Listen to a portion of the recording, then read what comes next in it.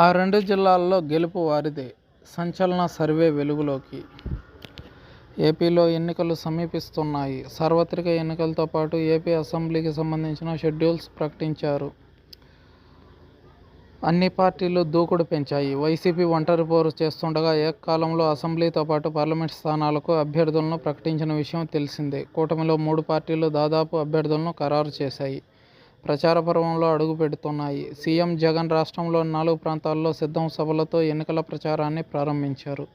ఈ నెల 27 నుంచి బస్సు యాత్రను ప్రారంభించనున్న విషయం తెలిసిందే. చిలకలూరిపేట వద్ద భారీ బహిరంగ సభకు కూటమి పార్టీలు సైతం సమరశంఖం పూరించాయి. మరోవైపు సర్వేల సంస్థలు హల్చల్ చేస్తున్న విషయం తెలిసిందే.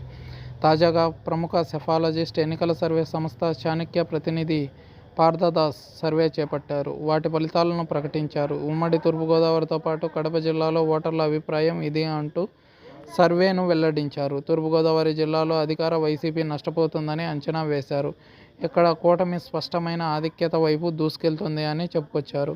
కూటమికి 12 నుంచి 13 స్థానాలు దక్కే అవకాశం ఉందని తేల్చేశారు.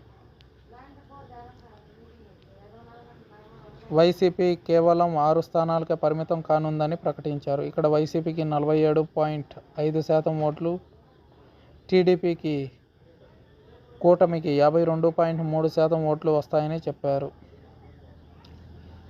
సీఎం జగన్ సొంత జిల్లా కడపలో మాత్రం వైసీపీ స్పష్టమైన గెలుపు దిశగా ఉందని, వైసీపీకి 9 స్థానాలు దక్కే అవకాశం ఉందని చెప్పుకొచ్చింది. మిగిలిన 1 స్థానం కూడా టైట్ ఫైట్ ఉండే అవకాశం ఉందని తెలుస్తుంది.